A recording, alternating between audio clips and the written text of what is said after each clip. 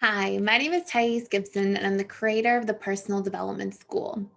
This is your daily breakthrough video, and in this video, I'm going to talk to you about 8 tools to make long-distance relationships work.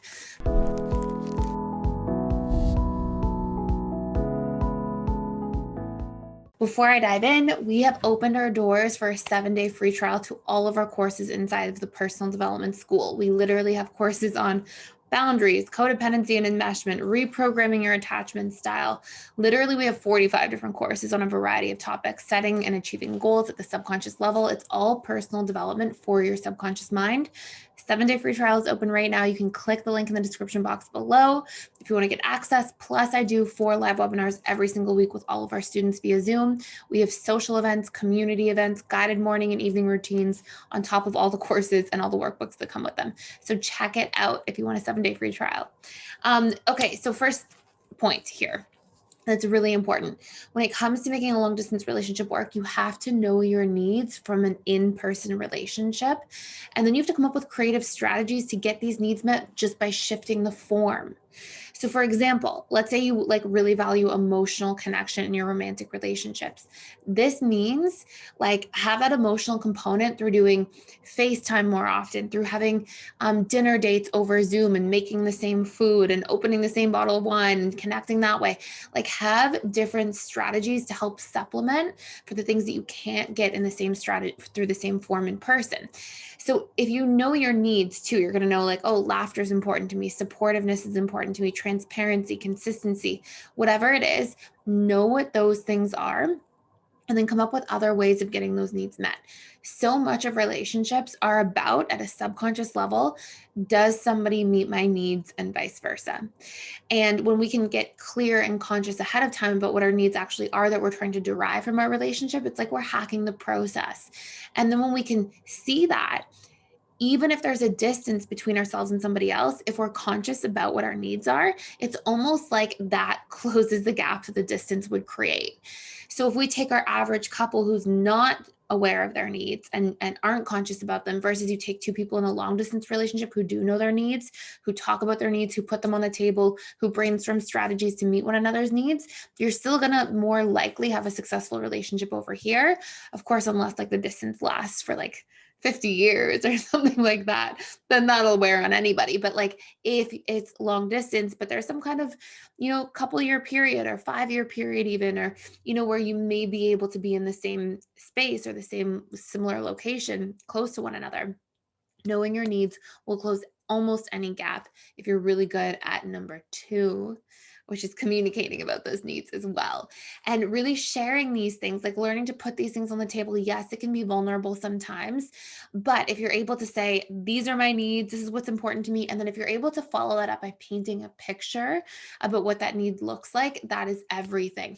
If you just say, I need support, somebody might send you a package and think that that's their way of supporting you, when really you needed emotional support. You needed somebody to be like, hey, how do you feel today? How are you doing?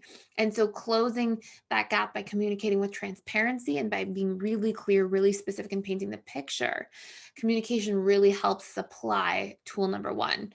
And that is tool number 2 is communication. Number 3 is also knowing one another's love languages. Obviously, most people are probably familiar about different love languages. They're basically ways we give and receive love. We give and receive love through our love languages and also through our needs. The 5 main love languages, if you're not familiar, it's from the work of Dr. Gary Chapman. They're quality time, physical touch, words of affirmation, acts of service, and gifts. They're all pretty self-explanatory, but acts of service are like doing favors, driving somebody to the airport, cooking them a nice meal, making them a cup of coffee and bringing it to them in the morning, those sorts of things. Obviously, when it comes to long distance relationships, acts of service can be a little more difficult because you're doing supportive things more from a distance, and that can put some kind of pressure on the relationship. But again, all that requires is creativity. You can help somebody with their homework. You can give them advice on a presentation that they're doing if they went back to school or if they have a deadline at work. And those are acts of service where you're providing support, but you're doing it through a computer screen. So there's always ways to pivot and get creative when you think about what's going on in your loved one's life. Now, it's also important, by the way, to make sure that as you're doing these different things, that you're also sharing your own. I don't just mean communicate somebody else's needs and love languages and show up for those. I mean, like, know yours, put them on the table, talk about those as well. Number 4, have things that you set ahead of time to look forward to. Sometimes this can be difficult for like the personality in the long distance relationship who's less of a planner. These are the people who tend to struggle the most in long distance relationships, or the people who like to plan less and gather all the information they have in the moment and use that information to make decisions, and who are a little bit adverse to planning too much ahead. If you are in a long distance relationship, you have to just work on that as a person, and be willing to plan ahead and commit to those things ahead of time. Often we have more avoidant attachment styles. And if you're new to my channel, I do a ton of videos about attachment styles, attachment theory. You can check some of those out, but obviously more avoidant attachment styles for those of you who are familiar and who know all this stuff. Um, that is where you're going to have people who are like a little more afraid to commit to things in advance. Have an open dialogue about that. Say, listen, we are going to have things to look forward to, plan in advance. That's part of the investment we make when we decide to be in a long-term relationship or a long distance relationship that's also hopefully long-term. So don't be afraid to have that conversation and put that on the table. And as you make plans in advance and you have these dynamics in place, that's great. And it doesn't even have to be like just seeing each other in person like every 3 months or whatever it might be. It can also be having date nights over Zoom. It can be planning a trip, a getaway together somewhere else. It can be so many different things.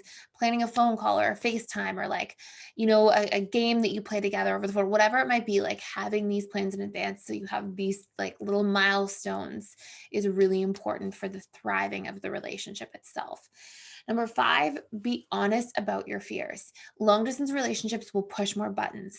So when you can be honest about your fears and problem solve together. So for example, if you can say, hey, we didn't talk as much this week and I'm afraid that we're disconnecting. And it scares me because I don't get to see you and like hug you and like fix this in person. Can we have some more emotional intimacy together? Like, can we have a deep conversation this weekend, or can we FaceTime, or can we, whatever it might be, can we plan something together? The more you're honest and vulnerable about your fears, and then you work towards problem solving together and you say, hey, can we work on this together? And you use inclusive language for another person as well. This really like allows the relationship dynamic to keep building. And so much of like growth in a relationship is, do you work through problems together as a unit? Do you feel safe communicating about stuff like that so that you can do just that, which is break through challenges and obstacles in relationship dynamics as a unit together? Number 6, don't be afraid to discuss the next steps in a relationship. It doesn't have to be like, if you're, sometimes people are maybe listening to this and they've been in a long distance relationship for a year or 2 years. Like, don't be afraid to bring up, at one point it would be nice to live in the same city or live in the same proximity to one another, like, and bring it up and share it and be like, we don't have to commit to this second. Like, maybe you both have really intensive jobs and it's difficult, but like, just sharing that that's your intention and that's where you stand, even if it's not feasible immediately or even in the near future, really moves the relationship and moves the needle into something else. Like, oh, we want to be together. And it opens doors to start like thinking about it, looking at new job opportunities, like having the thought processes and conversations that allow for possibilities to exist. So that's an important thing to just sort of put on the table in your relationship, essentially, and share and be vulnerable about. Number 7, discuss your non-negotiables ahead of time. Don't be afraid to have the conversation where you say, hey, in a long distance relationship, there's some extra stress in the relationship at times. So these are the things that are definitely off the table for me. Whatever that might be, it could be like, we don't go, a week without speaking on the phone. We, make sure that we at least have a text message exchange on a daily basis so we maintain that connection. Like, don't be afraid to say, these are my boundaries, essentially, in order for this dynamic to work. Because if we don't do that, we often get into the relationship on autopilot, and then we're often left floundering. Like, the long distance relationship is so hard because of the fact that you're just on autopilot, and then one person has one set of expectations for a long distance relationship, you have another, and then wherever there's a disparity, it's going to be a conflict instead. So you can remove a lot of that conflict proactively through discussing your boundaries and non-negotiables early on. And number 8, and this is maybe one of the most important ones, is over-explain things. If you don't get back to somebody, say why. If you do go missing because you had a busy day, explain. Don't be afraid, because there's a distance. you don't have that physical interaction in the same way where you can sort of like read somebody and see what's going on. And so that has to be made up for. And if you're not making up for that by like closing the gap through sharing, hey, this is why I did X, Y, and Z. This is why I wasn't as available. This is why I was short yesterday or today, or, I'm a little tired. Or this is why I can't talk for that long. The more you can over explain things and just put that effort into doing that, it's going to help close the gap that's there from the physical distance. And it's really important, makes both parties feel so much more safe, connected, transparent, trusting, and really like close in a relationship dynamic, because it also lets somebody in on your day-to-day life. And that's a huge component, as well as letting somebody feel like they're in on your daily life. They know all the details and they're there living your life with you to a certain degree. So hopefully this makes a whole lot of sense. Thank you for watching. Please like, share, and subscribe. If you want to see more videos about long distance relationships, let me know. Long distance relationships for each individual attachment style, let me know in the comments below. And don't forget to check out the 7-day free trial membership if you want to see all the different courses and go way deeper in all this content and so much more. Thank you for being here. Have an amazing day, and I will see you tomorrow.